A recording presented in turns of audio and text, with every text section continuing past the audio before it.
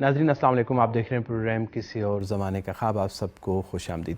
ہم نے تصوف کے حوالے سے گفتگو کا ایک سلسلہ شروع کیا ہے اور ابتدائی طور پر تصوف کی روایت، اس کا آغاز، اس حوالے سے کچھ بات ہو چکی ہے اور اب ہم اسی سلسلہ گفتگو کو آگے بڑھاتے ہوئے یہ جاننا چاہیں گے کہ یہ مختلف ٹریڈیشنز میں یہ سوچ، یہ فکر کس طرح سے جو ہے وہ سامنے آئی اور کس انداز سے انہوں نے تصوف کو سمجھا. یہاں پر ہماری مراد یقیناً تصوف جو ہے عمومی معنوں میں ہے. ہمارے ساتھ موجود ہیں ظفر اللہ خان صاحب. ظفر اللہ خان صاحب، ایک بار پھر آپ کو خوش آمدید کہیں گے. مختلف روایات میں بات ہو رہی ہے تصوف کے حوالے سے، تو مذاہب میں، فلسفے میں آپ نے ذکر کیا، ہندوازم میں تصوف کا، مسٹیسزم کا جو کانسیپٹ ہے اس کے اوپر بھی آپ نے روشنی ڈالی. تو تھوڑا سا اگر اس کو مزید آگے بڑھائیں تو مذہبی روایات میں کیا جو مسیحیت ہے، بلکہ مسیحیت سے پہلے اگر دیکھا جائے تو یہودیت ہے، وہاں پر بھی اس طرح کی کوئی روایت موجود ہے؟ بسم اللہ الرحمن الرحیم. ہم نے چونکہ بعد میں اپنی اسلامی صوفی روایت تصوف پہ بات کرنی ہے اور ہم اس کے لیے ابھی پس منظر کے طور پہ بات کر رہے ہیں کہ جو پہلی روایات ہیں، ٹریڈیشنز ہیں، فلسفے کی ہیں یا مذاہب کی ہیں، ان میں تصوف کیسے ہے. یہودیت بھی خاصا پرانا مذہب ہے، مطلب کم و بیش 3000 سال تو ہیں ہی ہیں. بالکل صحیح. اور یہ دین ابراہیمی کے مذاہب میں سے ایک مذہب ہے.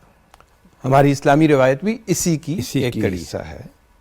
اور بلکہ قوانین میں اگر آپ دیکھیں گے تو یہودیت کے بعد اسلام نے قوانین میں شریعت میں تبدیلی کی. عیسائیت نے کوئی شریعت نہیں دی ہے. عیسی علیہ السلام نے کلیم کیا ہے، وہ اسی کی تجدید کرنے آئے تھے جو دین موسیٰ علیہ السلام تھا.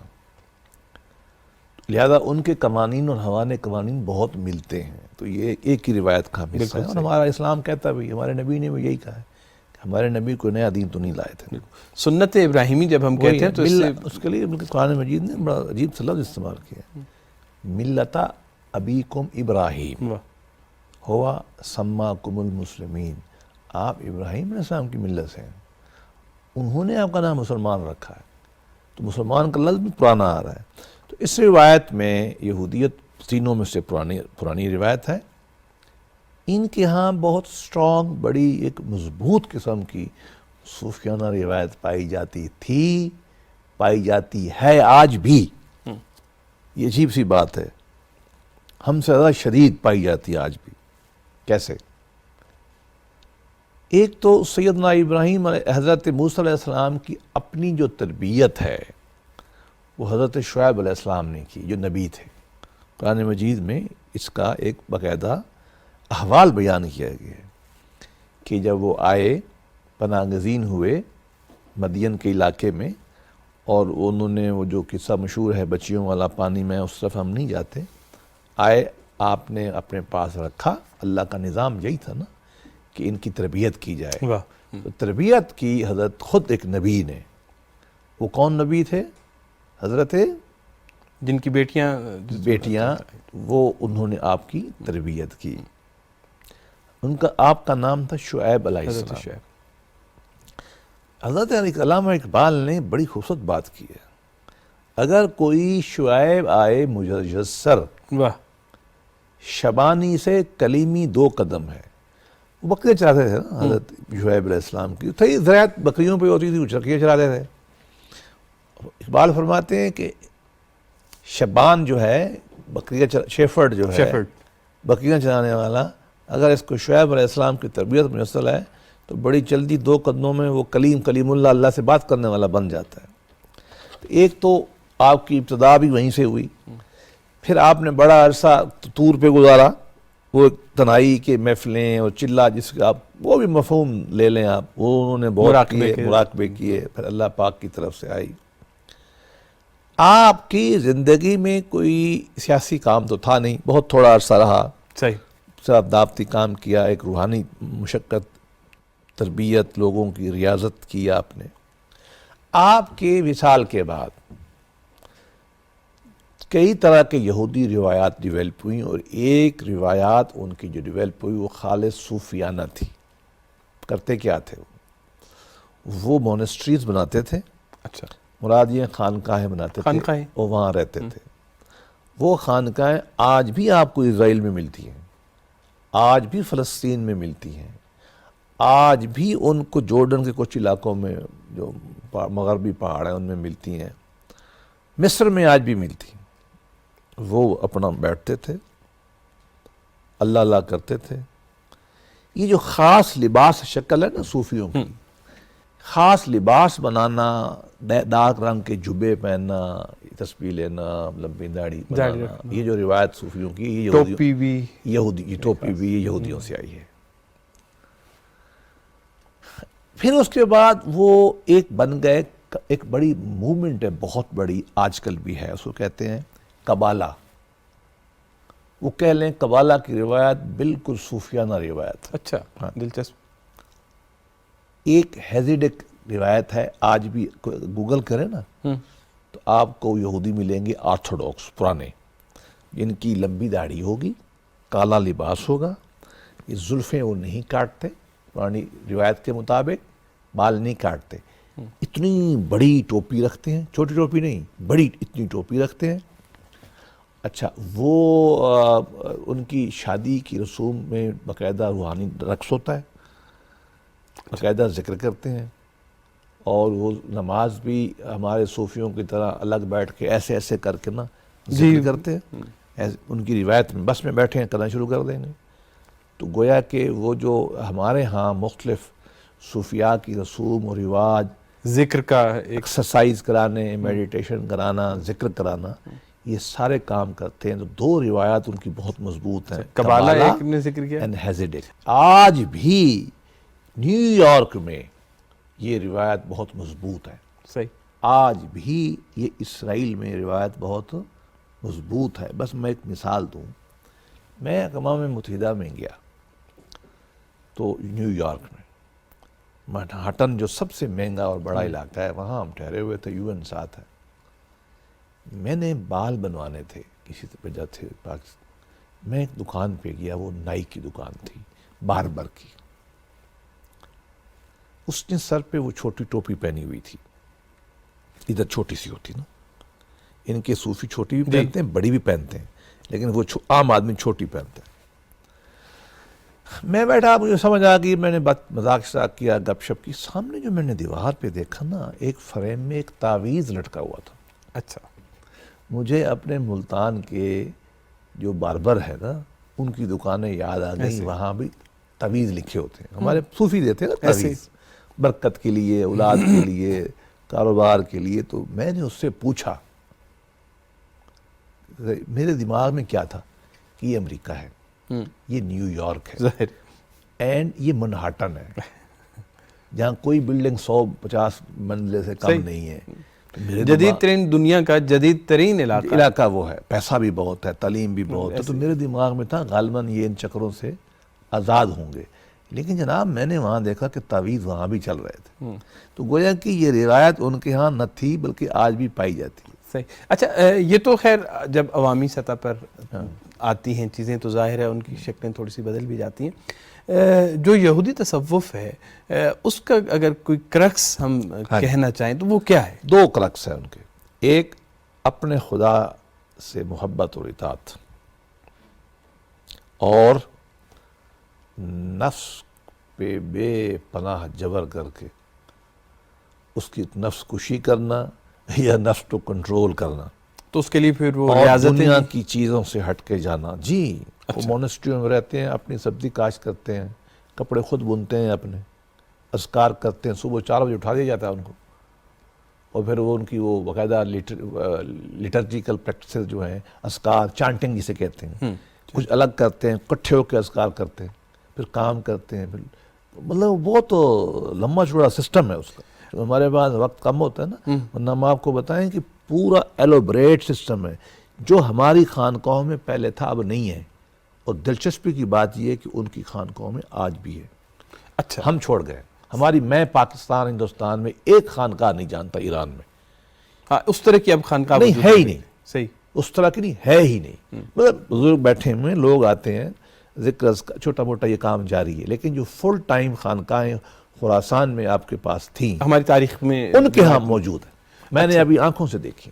صحیح۔ اچھا، لیکن ایک بات جو ہم نے دیکھی وہ یہ ہے کہ جدید دور میں آپ نے اشارہ کیا کہ نیو یارک جیسے شہر میں بھی اس طرح کی روایات موجود ہیں، لیکن جو روزمرہ کی زندگی ہے، جو جدید دور کی زندگی ہے، اس کے ساتھ ہمیں خاص طور پر یہودی روایت میں چلے جائیں، مسیحی روایت میں چلے، حتیٰ ہندو روایت میں چلے جائیں، ان کا براہ راست ٹکراؤ نظر نہیں آتا۔ وہ انہوں نے کسی حد تک ان دونوں چیزوں کو ریکنسائل کر لیا ہے۔ اس بارے میں آپ کیا کہتے ہیں؟ اس کی وجہ میں نے اشارتاً عرض کیا تھا نا، دیکھیں ایک ہے کہ تصوف ایسا ہو وہ صرف آپ کا ذہنی کام ہو، نفسی اور روحانی کام ہو، ذکر کرنا ہے، اجتماعی کرنا ہے یا تنہائی میں کرنا ہے، اونچا کرنا ہے، خفی کرنا ہے، جلی کرنا، یا آپ نے مراقبہ کرنا، یا آپ نے مشاہدات کرنے ہیں روحانی، آپ نے کتابیں پڑھنی ہیں، آپ نے خدمت کرنی ہے لوگوں کی، یہی وہ ہوتی ہے نا چیزیں، بس اتنا کرنا ہے۔ یہاں تک جب آپ رہیں گے تو آپ کی کوئی پرابلم نہیں ہے۔ پرابلم کب پیدا آتا ہے؟ پرابلم تب پیدا آتا ہے کہ جب اس کے ساتھ شریعت شامل ہو جائے۔ شریعت تو مطالبات کرتی ہے کہ 5 وقت آپ کو یہاں سے چھوڑ کے مسجد میں یا گرجا میں جانا پڑے گا، آپ کو یہ کھانا پڑے گا اور یہ نہیں کھانا پڑے گا، آپ کے لباس پہ ہم یہ حدود و قیود لگاتے ہیں، کاروبار کرو گے تو ہم آپ کو سود یا فلاں کام نہیں کرنے دیتے۔ وہاں پرابلم پیدا ہوتا ہے۔ ان کی روایات صرف نفسیاتی اور ذہنی اور روحانی رہ گئی، یا ان کی وہ روایت ہے جو پھر ادھر رہتی ہے، باہر آتی نہیں ہے۔ ایسے بھی لوگ ہیں کہ وہ بالکل الگ رہے، ان کی دنیا بالکل الگ ہے، وہ جدید مثلاً ایسے بھی آج کل آپ کو مذہبی روایت امریکہ میں مل جائیں گی جو بجلی استعمال نہیں کرتے، جدید چیزیں استعمال نہیں کرتے، مورمون وغیرہ جتنے بھی ہیں نہیں کرتے۔ تو ایک وجہ تو یہ ہے کہ ان کے ہاں شریعتیں نہیں ہیں، ہمارے ہاں شریعت ہے، مسئلہ پیدا ہوگا، آپ میں تو شریعت کی اطاعت کرنی ہے۔ ہمارے ہاں بھی بعض صوفی اس طرف کہتے ہیں، بعض لیکن ہم اس روایت کو مانتے نہیں، ہم تو کہتے ہیں شرع ہونا چاہیے۔ لیکن ان کے ہاں یہ پرابلم پیدا ہوتا ہے۔ لیکن عام آدمی جو ہے نا وہاں کا پرابلم اور بھی ہے، عام آدمی وہاں مذہبی روایت سے کسی طریقے سے جڑا ہو بھی نہیں۔ تھوڑے لوگ ہیں مذہبی روایت میں، صوفی روایت میں، جو اپنا گزارا کر رہے ہیں، یا ان کو شریعت نہیں ہے تو وہاں چل جاتے ہیں معاشرے میں، یا الگ بیٹھے ہیں۔ ہمارا پرابلم ڈیفرنٹ ہے۔ ہمارے ہاں مذہب ابھی بڑی طاقت ہے، ہر مسلمان میں کسی نہ کسی شکل میں 98% 99% ابھی وہ شریعت پہ عمل کرے نہ کرے، چھوڑنا وہ نہیں چاہتا۔ یہ ہمارا مسئلہ ہے نا جی، اچھی بات ہے، مسئلے سے اچھی بات ہے۔ لہٰذا ہمارے لیے تھوڑے پرابلم مشکل ہیں، ہم بعد میں آئیں، ان کو پرابلم ہی نہیں۔ اچھا، مطلب وہاں ریٹریٹ کر گیا، صوفیانہ روایت وہاں ریٹریٹ کر گئی، پیچھے چلی گئی، تھوڑی بہت رہ گئی ہے تو وہ کر لیتے ہیں گزارا۔ اچھا، اسی طرح اگر ہم مسیحیت کی بات کریں، اسی ابراہیمک ٹریڈیشن میں، تو وہ بھی ایک بہت بڑی روایت ہے۔ اس وقت یہ ایک حقیقت ہے کہ دنیا میں سب سے بڑا مذہب اگر کہا جائے تو وہ حضرت مسیح کے پیروکاروں کا مذہب ہے۔ ان کے ہاں تصوف کی روایت کیسے ہے؟ میری ذات مطالعے میں دنیا میں سب سے بڑی صوفیانہ روایت مذہب مسیح میں ہے، عیسائیت میں۔ قرآن مجید بھی یہی کہتا ہے، رہبان کا لفظ استعمال کیا قرآن مجید میں کہ رہبانیت، اس لیے ایک حدیث ہمیں علماء بتاتے ہیں، لا رہبانیت، ہاں مجھے نہیں معلوم کہ حدیث کا کیا ہے، لیکن علماء سے سنی ہے ہم نے کہ اسلام میں رہبانیت نہیں ہے۔ یا ایک اور حدیث مجھے اس سے اچھی لگتی ہے، وہ یہ کہ میرے دین کی جو رہبانیت ہے وہ جہاد ہے۔ ابھی جب ہم اسلام میں آئیں گے تو پھر ہم بتائیں گے کہ اللہ کے نبی نے کمال کیا کیا ہے۔ ہمیں تو لوگ بتاتے نہیں ہیں نا کہ یہ کتنی بڑی بات کر دیا آپ نے، کیا دنیا بدل دی انسانی ذہن کی۔ مسیحیت اس کی وجہ ہے۔ مسیح علیہ السلام خود جو ہے نا ایک فقیر منش آدمی تھے، جوانی میں فوت ہو گئے، مشقتیں برداشت کی، شادی تھی نہیں، بچے نہیں تھے، کوئی روزگار نہیں تھا، سراپا محبت، عشق، ہاں اللہ نے جلدی آپ کو، دیکھیں پیدائش بھی غیر معمولی ہوئی، ایسے وہ اللہ نے ایسا بندوبست فرمایا۔ حضرت یحییٰ جیسے آدمی کو قرآن مجید نے کہا کہ جو ان کو خواتین سے دلچسپی نہیں تھی، قرآن کے الفاظ ہیں، دنیا میں دلچسپی نہیں تھی، وہ نیک لوگ تھے، روتے رہتے تھے، بلکہ ٹاپ کے صوفی، نبیوں میں بھی تو قسمیں ہوتی ہیں نا. موسیٰ علیہ السلام کا مزاج ہی اور تھا. تو یحییٰ علیہ السلام کو اللہ میاں نے ڈیوٹی لگائی کہ بھئی آپ نے ان کی تربیت کرنی ہے. انہوں نے آپ کو بیپٹزم، جو ان کی روایت میں، ہماری روایت میں تو ہے کہ انہوں نے تربیت کی، ان کی یہاں بیپٹزم بھی انہوں نے کیا. ٹھیک. اب تربیت وہ، پھر ان کو جو منسٹری مطلب نبوت ملی وہ استثناء کی شکل میں ہے. عام طور پہ کہا یہ جاتا ہے کہ نبوت 40 سال میں ملتی ہے، لیکن حضرت مسیح تو میرا خیال میں کلمت اللہ تھے نا. کلمت اللہ سے مراد یہ کہ اللہ کی وہ پھونک تھی، اللہ کا ایک نمونہ، word of God, word of God تھے. تو وہ تو پیدائشی ایک طرح سے نبوت کے مقام پہ تھے، اور 22 سے 33 سال کی عمر میں وہ جو بھی ہوا وہ ختم ہو گیا. آپ کی زندگی تو ساری مسکنت والی ہے، آپ کی زندگی جو ساری جو ہے روحانیت والی ہے. اچھا، آپ نے کام بھی زیادہ تر وہی کیے جو صوفی روایت میں ہوتے ہیں، موجے دکھا دینا، خدمت کر دینا، کوڑیوں سے پیار کرنا. تو یہ جو چیزیں ہیں، بیماروں کے پاس جانا، شروع یہاں سے بھی. اس کے بعد ہمارے جو مسیحی علماء ہیں نا، انہوں نے بہت کام کیا اس پہ. ان میں سینٹ ہوڈ، بزرگوں کا تصور وہاں انسٹیٹیوشنلائزڈ ہے. بالکل. وہاں سینٹ بزرگ بنائے جاتے ہیں. ہمارے یہاں تو ہم خود بنتے ہیں نا. مثلا میں آج کہہ دوں کہ میں قطب الابطاق ہوں، آپ مجھے نہیں روک سکتے. ان کے ہاں یہ نہیں ہے. ان کے ہاں ان کا چرچ طے کرتا ہے کہ آپ کس مقام کے بزرگ ہیں. انہوں نے بزرگ جب بن جاتے ہیں ان کے مزارات بن جاتے ہیں. ان کے ہاں تو بہت مزارات ہیں. میں نے پیٹر رحمۃ اللہ علیہ کہہ لیں، میں نے ان کی بھی مزار کی زیارت کی ہے. میں نے جان کے مزار کی بھی میں نے زیارت کی ہے. ان کی تو اپنی روایت بن گئی نا. اچھا، پھر ان کے ماننے والے بن گئے. انہوں نے اس کو کمال تک پہنچایا، اور اس کمال کا کمال جو ہے نا ان کی مونسٹریز تھی، خانقاہیں. تو یہ خانقاہ ایک سینٹرل پلیس رہی، کمال کی خوبصورت خانقاہ. آپ نے یروشلم میں دیکھ لیں، آپ یونان کے پہاڑوں میں دیکھ لیں، آپ فلسطین کے ڈیزرٹ میں دیکھ لیں، آپ رشیا میں دیکھ لیں. دور دراز ایسی خانقاہیں بھی ہیں جہاں جانے میں آپ کو 4 دن لگ جائیں گے. وہاں بیٹھے ہوئے اپنی کمیونٹی ہے، صبح سے شام تک ان کے ریچولز بڑے فکس ہیں. کھانا بھی اپنا بنانا ہے، کاش بھی اپنی کرنی ہے، دودھ بھی خود دھونا ہے، اور صبح ذکر کرنے ہیں، بائبل اتنے بجے پڑھنی ہے. انہوں نے اس کو انسٹیٹیوشنل ہندوؤں کا مذہب انڈیویجول مذہب ہے. یہاں ایک گرو آ گیا، رشی آ گیا تو اپنا کام کرتا رہا. اچھا. اور لوگوں کی طرف نہیں جاتے تھے. یہ ابھی ہندوازم میں نئی ٹینڈنسی ہے. یہ گرو جو لوگوں کی طرف ٹی وی میں آتے ہیں اور پوری دنیا میں لیکچر دیتے ہیں، یا آشرم بنانا، یہ ہندوازم میں پہلے نہیں تھا. یہ نیا کارپوریٹ ازم ہے ان کا. ہماری عیسائی روایت میں اجتماعی روحانیت کے تصورات غالباً سب سے زیادہ تھے، ابھی بھی ہیں. اتنی خوبصورت عمارات ہیں ان کے منسٹریز کی، دل خوش ہو جاتا ہے. اچھا، جو بڑے چرچ ہیں ان کے ساتھ منسٹریاں ہوتی تھی. پھر ان کے اندر جو بزرگ بن جاتے تھے نا، جن کو مطلب ٹامس اکینوس آ گئے، پیٹر آ گئے، سموئل بیکٹ آ گئے، وہ جو کینٹربری میں جن کا قتل ہوا ہے. ان کے ہاں سینکڑوں کے حساب سے نہیں تو ہزاروں کے حساب سے غالباً ان کے صوفیاء سرٹیفائیڈ ہیں. پھر لوگ ان کو لوگوں کے فرقے جیسسٹ ہو گئے، یہ فلاں فرقہ ہو گیا، یہ فلاں یہ انہوں نے کیا. تو اچھا، کمال کی بات یہ ہے، یہ جو ہم جبہ پہنتے ہیں، خرقہ، جی خرقہ، اب یہ ہمارے ہاں تو روایت ہے تصوف میں، ہمارے تصوف میں موجود. یہ صوفیاء مسیحیت کے پاس پہلے سے ہے، آج بھی وہ پہنتے ہیں.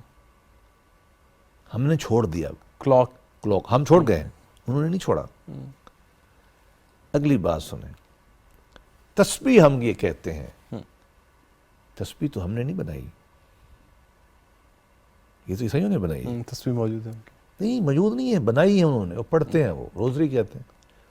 میں کئی دفعہ ویٹیکن جاتا ہوں نا، وہ سینٹ پیٹر کے جہاں ان کا مرکز ہے، تو میرے عیسائیوں دوستوں کے لیے میں تسبیح لاتا ہوں. میں نے لتھوینیا وغیرہ میں چرچ کے سامنے امبر کی انتہائی خوبصورت تسبیحیں دیکھی ہیں، سوائے وہ کراس لگاتے ہیں، آپ ہٹا دیں. میرے پاس کئی تسبیح ہیں. تو میرے لیے یہ حیران کن بات تھی بچپن میں کہ ہم سمجھتے تھے ہم نے تسبیح بنائی ہے. تسبیح بدھوں کے ہاں بھی ہے، ہندوؤں کے ہاں بھی ہے، لیکن وہ اس طرح کی نہیں ہے. ہماری تسبیح تو بالکل کاپی عیسائیوں کی تسبیح کی ہے. تسبیح سے مراد کیا ہے؟ دیکھیں نا، ذکر کرنا ہے نا، گننا ہے. تو یہ روایت ان کی بہت سٹرانگ ہے. روزہ ہمارے صوفی رکھتے ہیں نا کہ یہ ایک دن رکھا دوسرے دن نہیں رکھا, مستقل رکھا, چونکہ ہمارے مذہب میں تو مستقل روزہ منع ہے, ہم اللہ کے نبی نے منع فرمایا نا, محدود ایام محدود ایام میں ہے. مذہب عیسائیت تو مذہب رحمانیت سے جوڑ گیا نا, ان کی ہاں روزہ سارا سال رکھتے ہیں. اچھا پھر انہوں نے یہ جو اچھا کام کیا نا مسیحی صوفیوں نے, ہمارے صوفیہ نے بھی یہ کیا, خدمت. سوشل ہائے میں آپ کو ایک واقعہ سناؤں. میرا بڑا بچپن جوانی, میں نے اتنی عمر میں, چھوٹی عمر میں, جوانی سے مطلب ہے میں نے سنا, جوان تو ماشاءاللہ میں ابھی بھی ہوں, ابھی بھی جوان, نوجوانی میں میں نے سنا تھا, لیکن میرے دل میں نا وہ بیٹھ گیا. ایک عیسائی پادری ہوتا ہے, صوفی ہے, وہ خطاب کرتا ہے, چرچ بھرا ہوا اتوار کا دن ہے. یہ آپ کو پتہ چلے گا کہ وہ کیسے انہوں نے تصوف اپنا پھیلایا ہے عیسائیوں نے. وہ کہتا ہے کہ ہو ول سرو دا لارڈ, کون آپ میں سے اپنے مالک کی خدمت کرے گا؟ کوئی نہیں بولتا. پھر وہ کہتا ہے, پھر کہتا ہے, تو آخر میں پیچھے ایک لڑکا ماشاءاللہ آپ کی طرح خوبصورت نوجوان بیٹھا ہوتا ہے, غیر مذہبی سا, وہ اٹھتا ہے, آئی ول سرو دی لارڈ. فادر کہتے ہیں وہ آ گیا.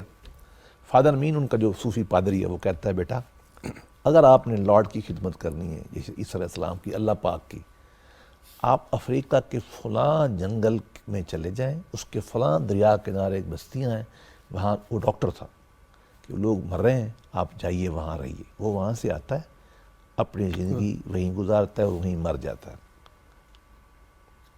ہمارے ہاں عیسائی مشنری خواتین آپ نے دیکھی ہے نا, فو ہو جائے فلاں. میں یہ اسی روایت, میں عمر کوٹ میں اسسٹنٹ کمشنر لگا 90 میں, ایک کنری میں ڈاکٹر تھا,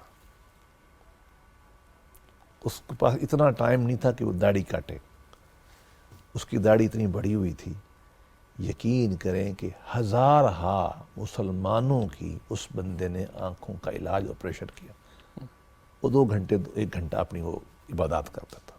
یہ صوفیانہ, مسیح صوفیانہ روایت میں محبت کا تصور لا کر انہوں نے اس رہبانیت کو معراج پہ پہنچایا. جو زہد کا تصور ہے خاص طور پر جو بڑا نمایاں ہے, اس حوالے سے اگر آپ ایک دیکھیے, عیسائیت میں زہد کمال پہ پہنچا, لیکن زہد کی شکل دنیا چھوڑنا تھی, دنیا چھوڑنا تھی, دنیا میں نہیں آنا.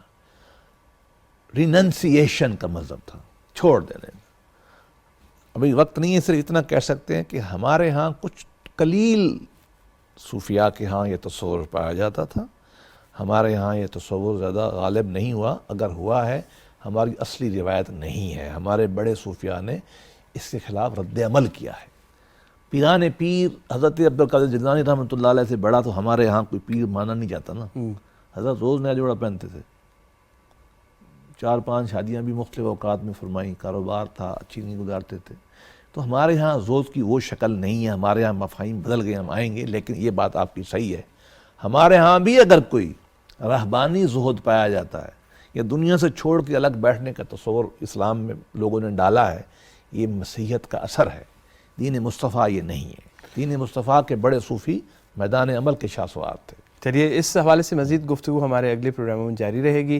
ظفر اللہ خان صاحب, آپ کی تشریف آوری کا بے حد شکریہ. ناظرین, تصوف کے سلسلے میں ہماری یہ جو گفتگو ہے, ابھی اس کے بہت سارے پہلو اور بہت سارے حصے باقی ہیں. مختلف مذاہب, مختلف روایات میں اس نظریے کو ہم سمجھنے کی کوشش جاری رکھیں گے. اجازت دیجیے, خدا حافظ.